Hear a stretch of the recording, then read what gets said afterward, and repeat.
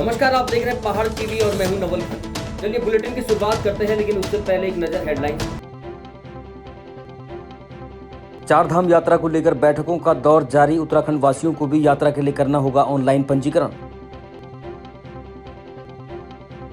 जोशीमठ के मनोहर बाग वार्ड में पड़ी 300 मीटर लंबी दरारें और बड़े बड़े गड्ढे, फीता लेकर नापने पहुंचे प्रभावित। उत्तराखंड के 16 केंद्रों पर पीसीएस की हुई मुख्य परीक्षा, सख्त चेकिंग से गुजरे अभ्यर्थी। वहीं धारा 144 रही लागू। देहरादून में धारा 144 को लेकर पक्षपात करने के लगे आरोप। उत्तराखंड क्रांति दल के नेता ने उठाए सवाल। अगले 4 दिन गर्मी से मिलेगी राहत। बद्रीनाथ में हुई बर्फबारी, 28 के बाद फिर चढ़ेगा पारा। केंद्रीय शिक्षा मंत्रालय के निर्देश, पहली कक्षा में दाखिले के लिए 6 वर्ष की उम्र हो गई है जरूरी।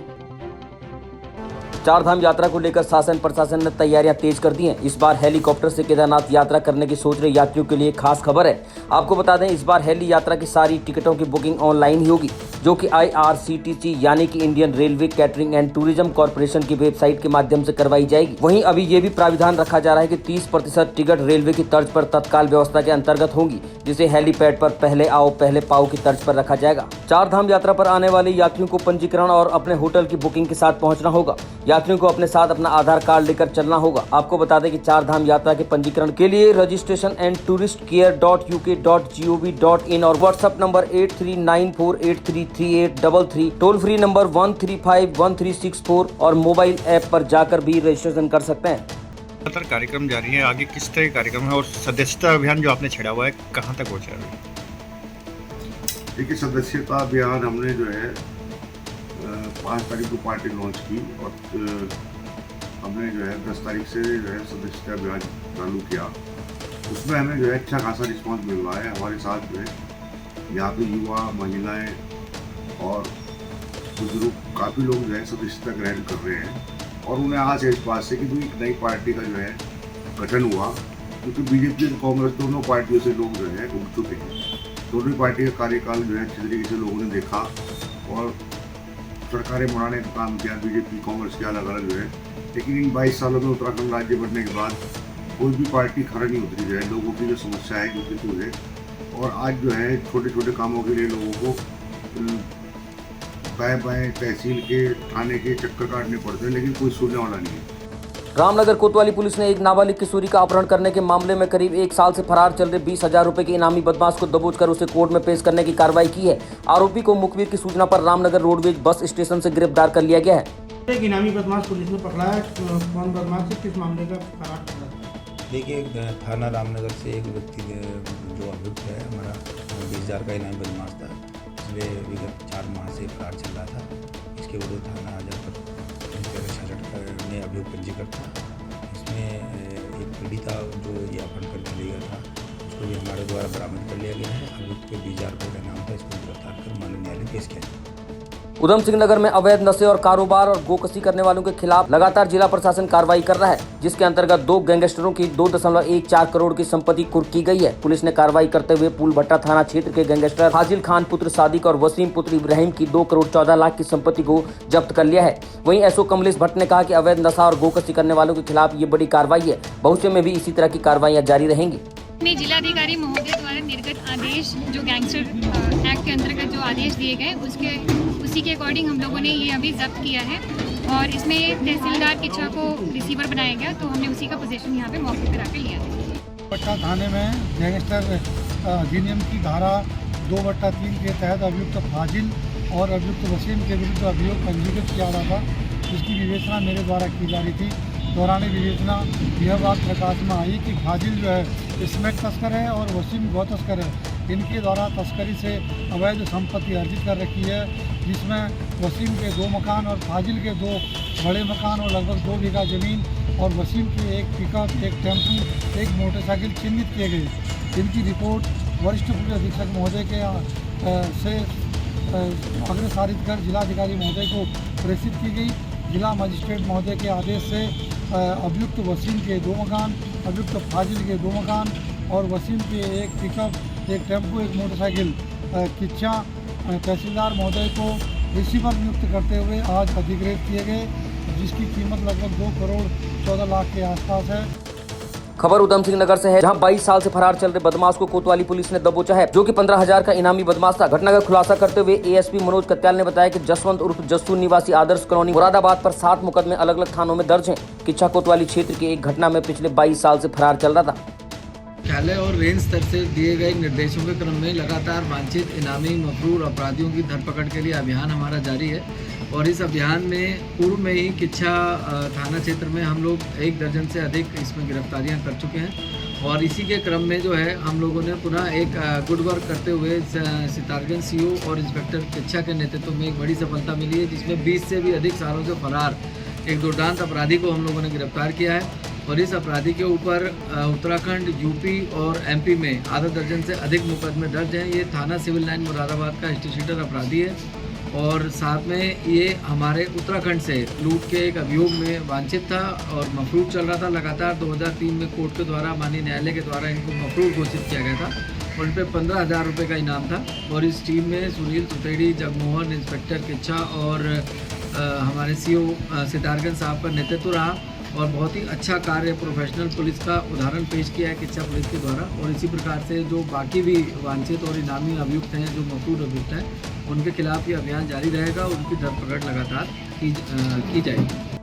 मामला जनपद पौड़ी गढ़वाल के एकेश्वर ब्लॉक सतपुली तहसील के ग्राम कठूली का है, जहां पर पूर्व राज्य मंत्री मातवर सिंह नेगी का एक स्टोन क्रैशर लगा हुआ है, जो कि खुलेआम मानकों की धज्जियां उड़ा रहा है। आपको बता दें कि पहाड़ों में स्टोन क्रैशर ऐसी जगह पर लगना चाहिए जिससे 300 मीटर की दूरी पर आबादी रहे। मंदिर, स्कूल भी उसके नजदीक नहीं होने चाहिए, लेकिन इस स्टोन क्रैशर से 5 मीटर की दूरी पर आबादी यानी कि पूरा गांव और पोस्ट ऑफिस है। इससे 50 मीटर की दूरी पर बारामासी नदी बहती है, जो आगे जाकर नयार नदी में मिलती है। आसपास के रहने वाले ग्रामीणों का कहना है कि इस स्टोन क्रैशर से उड़ती धूल और इसकी आवाज से लोग परेशान हैं। विरोध इसलिए नहीं हो रहा है क्योंकि ये नेता की देखरेख में चल रहा है। नेताजी से दुश्मनी मोल कोई नहीं ले सकता, इसलिए चुपचाप लोगों को ये सब कुछ सहना पड़ रहा है। आपको बता दें कि पूर्व राज्य मंत्री मातवर सिंह नेगी भारतीय जनता पार्टी से जुड़े हुए नेता हैं। इस संबंध में कोई ऐसा कोई प्रकरण मेरे संज्ञान में अभी तक नहीं लाया गया, तो जो आप बता रहे हैं उसके अकॉर्डिंगली जांच करवाते हुए आवश्यक कार्रवाई की। अच्छा, तो इसको एग्जामिन करवाया जाएगा। अब खबर कर्णप्रयाग से है, जहां बीएसएफ जैसलमेर राजस्थान में जवान विनोद डिमरी ग्राम मैखुरा विकासखंड कर्णप्रयाग चमोली का बुधवार को हृदय गति रुकने से निधन हो गया, जहां उनका पार्थिव शरीर लंगासू पहुंचा, जहां उनके पैतृक घाट लंगासू में उनका अंतिम संस्कार किया गया। ग्राम प्रधान मैखुरा हेमंती मैखुरी ने बताया कि वो अपने पीछे 3 छोटी बच्चियों को छोड़कर चले गए हैं। गंगोत्री विधानसभा के विधायक सुरेश चौहान बुधवार को 4 धाम यात्रा व्यवस्था का जायजा लेने के लिए जिले के सभी महत्वपूर्ण विभागों के अधिकारियों के साथ मां गंगोत्री पहुंचे, जहां बैठक में बिजली, पेयजल, सड़क, संचार, सफाई, स्वास्थ्य और पार्किंग की व्यवस्था का उन्होंने जायजा लिया। प्रदेश के यशस्वी मुख्यमंत्री माननीय धामी जी लगातार मॉनिटरिंग कर रहे हैं और इसके लिए हम प्रयासरत कर रहे हैं कि कैसे गंगोत्री धाम की व्यवस्था और सड़कों की व्यवस्था, बिजली, पानी, जो बर्फबारी के बाद जो है यहाँ पर लाइन क्षतिग्रस्त हो जाती है, पानी नहीं होता है, कपाट बंद हो जाते हैं। 6 महीने के बाद जब कपाट खुलते हैं तो उस यात्रा को अच्छी सुचारू रूप बनाने के लिए पूरा प्रशासन का अमला यहाँ पर पहुँचा हुआ है और उसकी अभी हमें थोड़ी देर पहले गंगोत्री में बैठकर सब अधिकारियों के साथ यहाँ पर बैठक में वार्ता हुई और जो बिंदु आए हैं जहाँ पर हमें पिछली बार कहीं दिक्कतें आई थी उनको कैसे सॉर्ट आउट किया जाए, उसके लिए हम लगातार मॉनिटरिंग करें। लगातार हमारी जिला स्तर पर बैठक होती रहती है, लेकिन आज हम खुद इसका पूरा गंगोत्री सड़क तक का जो मार्ग हमारा गंगोत्री तक आता उसका विजिट किया। जगह जगह जो बिजली की स्थिति, पानी की स्थिति, हमारे शौचालयों की स्थिति, हमारे डेंजर जोन, उन सबको, ये सड़कों की स्थिति, जो हमारे बीआरओ के अधिकारी हैं उनको तत्काल निराकरण किया जाएगा। यात्रा काल से पहले अच्छी यात्रा चले, यात्रियों को कोई परेशानी नहीं हो, इसके लिए हम प्रयास कर रहे हैं ताकि जो देश विदेश का जो तीर्थाटन है, जो हमारा पर्यटन है, वो यहाँ पर उसको बढ़ावा मिले, हमारे स्थानीय लोगों को उसमें रोजगार मिले। तो हम यही माँ गंगा से प्रार्थना करते हैं कि ज़्यादा से ज़्यादा यात्री यहाँ पर पहुँचें। यहाँ पे बहुत अच्छी व्यवस्था है, यात्रियों को कोई असुविधा न हो, इसके लिए हम प्रयास करें। अब खबर मुनस्यारी से है, जहां विद्या भारती द्वारा संचालित हीरा देवी भट्ट विवेकानंद विद्या मंदिर इंटर कॉलेज मुनस्यारी के 2 खिलाड़ी बबीता फरसाण और विक्रम दरियाल ने उत्तराखंड शासन द्वारा देहरादून में आयोजित बॉक्सिंग प्रतियोगिता में रजत पदक हासिल किया है और हरियाणा के रोहतक में चल रही राष्ट्रीय ओपन बॉक्सिंग प्रतियोगिता में 8th कक्षा की लतिका बिरजवाल ने भी रजत पदक प्राप्त कर संपूर्ण उत्तराखंड का नाम रोशन किया है। विकासखंड मुनस्यारी में राजस्थान की तर्ज पर जनजाति संस्कृति पर आधारित 1 माह का गीत, नृत्य और वाद्य यंत्र का प्रशिक्षण शुरू हो गया है। कुछ दिनों पहले आपको बता दें कि यहाँ पर्यटन और संस्कृति का समन्वय रोजगार के क्षेत्र में नजर आएगा। आपको बता दें कि कुछ दिनों बाद आपको यहाँ पर्यटन और संस्कृति और समन्वय स्वरोजगार के क्षेत्र में नजर आएगा। निदेशालय संस्कृति उत्तराखंड द्वारा आयोजित इस प्रशिक्षण के माध्यम से हिमनगरी में एक अनूठा नवाचार हो रहा है। अब खबर देवाल से है, जहां भाजपा मंडल अध्यक्ष देवाल उमेश मिश्रा की अध्यक्षता में देवाल भाजपा मंडल कार्य समिति का आयोजन किया गया, जिसमें थराली विधायक भूपालराम टमटा ने बतौर मुख्य अतिथि शिरकत किया। मंडल कार्य समिति की बैठक में मंडल कार्यकारिणी के सदस्यों, मंडल प्रभारी, विधायक प्रतिनिधि, सांसद प्रतिनिधि समेत महिला मोर्चा जिला अध्यक्ष डॉक्टर हिमानी वैष्णव, प्रदेश मंत्री भावना रावत और पार्टी कार्यकर्ताओं ने भाग लिया। भारतीय जनता पार्टी के संगठन की एक अपनी विशेषता रही है। संगठन को और सरकार के कामों को आम जन तक कैसे ले जाना है, उस पर निश्चित रूप से चर्चा हुई है। और भारतीय जनता पार्टी का एक एक कार्यकर्ता, देवाल का एक एक कार्यकर्ता सरकार की और संगठन की रीति नीति को समझते हुए अपने उत्तरदायित्व को समझता है। और मैं समझता हूँ कि सारे जितने लोगों ने भी आज सहभाग किया, मैं सब लोगों को बधाई देता हूँ। कार्यकारिणी 2023 में जो हमारे माननीय विधायक जी पहुंचे थे, उनका हार्दिक अभिनंदन एवं स्वागत। प्रभारी जी पहुंचे हैं, हमारे जिला की अध्यक्षा बहन 20 का टारगेट जो हमारे बहुत नज़दीक है, उसको हम बहुत बृहद रूप से उस टारगेट को विजयी प्राप्त करेंगे। यही हमारे मंडल के साथ हमारे युवराज जी हैं, महामंत्री जी हैं, वो भी हमारे कंधे से कंधा मिला के साथ रहते हैं। हमारा 2024 का जो टारगेट है वो हम बहुत ध्वनि मत, बहुत अग्रणी से विजयी प्राप्त करेंगे। और जनपद टिहरी गढ़वाल बालगंगा घाटी के चानी बासर मूल के सामाजिक कार्यकर्ता जेपी जोशी का घनसाली नगर में पहुंचने पर इंद्रमणि बडोनी साहित्य कला मंच और सामाजिक सरोकारों से जुड़े लोगों ने देवभूमि पहुंचने पर जोरदार स्वागत किया। आपको बता दें कि जयप्रकाश जोशी ब्रिटेन की राजनीति में सक्रिय भूमिका में नजर आते हैं। साउथ डर्बी में चेयरमैन का पद संभालने के बाद कई महत्वपूर्ण पदों पर उन्होंने अपनी जिम्मेदारी का निर्वहन किया है। वैसे बदलाव काफ़ी हुआ। मैं इस बार 6 साल के बाद आया हूँ। बदलाव तो काफ़ी देखने को मिल रहा है। प्रोग्रेस है, सड़कें काफ़ी बढ़िया हो गई है। युवाओं के लिए मेरा एक संदेश है कि अपने पर विश्वास रखें। आत्मविश्वास का होना बहुत ज़रूरी है। अगर आप कोई अच्छा काम करते अपनी पीठ जरूर थपथपाएं कि हाँ, आज मैंने अच्छा काम किया है। और जो प्रदेश में भी चल रहा है, जैसे जो बेरोजगारी के मामले में जो चल रहा है और जो बेरोजगार संघ बैठा हुआ है, थोड़ा मैं अपील करूंगा सभी माता पिताओं को कि उन बेरोजगार बच्चों के साथ आप लोग भी जुड़ें, क्योंकि इतनी मेहनत के साथ एक बच्चा जो है पढ़ाई करता है। यहाँ पे पहाड़ का बच्चा प्लेन्स में जा रहा है, देहरादून में बैठ के बैठा हुआ है, उसके माँ बाप पत्थर फोड़ रहे हैं और 5,000-7,000 किराया दे रहा है। इसके बाद पेपर लीक हो रहे हैं। तो ये दुर्भाग्य है, ये उत्तराखंड का बहुत दुर्भाग्य। पुलिस अधीक्षक रुद्रप्रयाग डॉक्टर विशाखा अशोक बधा ने 25 अप्रैल से शुरू हो रही श्री केदारनाथ यात्रा को लेकर अपनी टीम के सभी सदस्यों के साथ तैयारियों में जुट गई हैं। रिजर्व पुलिस लाइन रतोड़ा सभागार में जनपद रुद्रप्रयाग में आयोजित समस्त पुलिस कर्मियों के मासिक सम्मेलन में उन्होंने कहा कि यात्रा में पुलिस की अहम जिम्मेदारी है।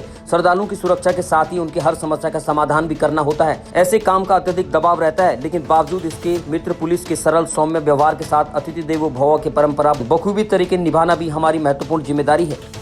भाजपा नेता लगातार प्रदेश सरकार द्वारा लागू किए गए नकल विरोधी कानून की जमकर तारीफें कर रहे हैं, जिसको लेकर जहां एक ओर भाजपा के प्रदेश स्तरीय नेता पत्रकार वार्ता कर नकल विरोधी कानून को प्रदेश सरकार की सार्थक पहल बता रहे हैं, वहीं युवा भाजपा की रैली निकालकर प्रदेश की भाजपा सरकार को युवा हितैषी बता रही है। तो क्या मानते इतना सशक्त कानून है कि नकल पर लगाम लगा सकेगा? निश्चित रूप से हमारे मुख्यमंत्री पुष्कर सिंह धामी जी ने जो दृढ़ इच्छा शक्ति दिखाई है और जिस तरह से उत्तराखंड के नौजवानों को लगभग पिछले कई वर्षों से चला जा रहा था, उसमें प्रतिपक्ष भी सम्मिलित था और इसको रोकने के लिए कोई उपाय नहीं किया जा रहा था। उत्तराखंड ऐसा पहला राज्य बना है जिसने अपना एक सख्त नकल कानून बनाया है, जिसके अंदर आजीवन कारावास और 10 करोड़ रुपए तक की सजा का प्रावधान है। मुझे लगता है अन्य राज्य भी इसका अनुसरण कर रहे हैं। तो फिर जो विधानसभा भर्ती थी, जो विधानसभा भर्ती में घोटाले हुए, उन भर्तियों के उजागर क्यों नहीं किया गया अभी तक? यहाँ तक कि जो मंत्री रहे शिक्षा मंत्री पांडे, उनके द्वारा जो है अपने निजी रिश्तेदारों को भर्ती किया गया, वो क्या घोटाला नहीं था? पीठ, विधानसभा एक पीठ है, पीठ ने जो निर्णय लिया है उस पर उनको जो उसमें भर्ती हुए थे उनको निष्कासित कर दिया गया है। पीठ आगे क्या निर्णय लेती है, पीठ पर सवाल करना उचित नहीं होगा। पूर्व विधानसभा अध्यक्ष के बेटे को नौकरी मिल जाती है, लेकिन प्रदेश का जो शिक्षित रोजगार है वो आज धरने पर है। नहीं, निश्चित रूप से उनको निष्कासित कर दिया गया है, पीठ ने निर्णय लिया है कोर्ट ने उसका संज्ञान लिया, कोर्ट ने उसकी पुष्टि की है। मुझे लगता है मामला वहीं पर समाप्त हो जाता है। आगे कोई कार्रवाई होगी तो कार्रवाई गतिमान है। सीबीआई जांच से क्या परहेज है सरकार को? सीबीआई जांच के लिए हाईकोर्ट ने कहा है कि ये जो जांच एसआईटी कर रही है वो पर्याप्त है। क्या ये नहीं मानते कि सीबीआई जांच के लिए मुख्यमंत्री और हाईकोर्ट दोनों एलिजिबल होते हैं? तो फिर मुख्यमंत्री उसको सीबीआई जांच के लिए क्यों रिकमेंड नहीं कर रहे हैं? नहीं, मेरा कहना है कि सीबीआई जांच एक ऐसा प्रोसेस है कि उत्तराखंड के नौजवानों को रोजगार भी देना है। मैंने प्रोसेस नहीं पूछा, मैंने सिर्फ ये पूछा कि एलिजिबल आपकी हाईकोर्ट भी होती है, मुख्यमंत्री भी होते हैं, फिर मुख्यमंत्री क्यों रिकमेंड नहीं कर रहे हैं? नहीं, हाईकोर्ट ने कहा है कि जो एसआईटी जांच कर रही है वो पर्याप्त है।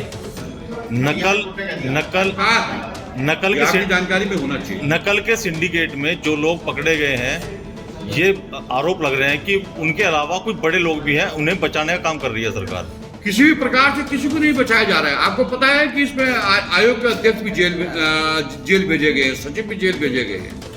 अभी पूर्व मुख्यमंत्री साहब ने एक बयान दिया है, निंदा की है लाठीचार्ज की, आप इसे किस नजर से देखते हो?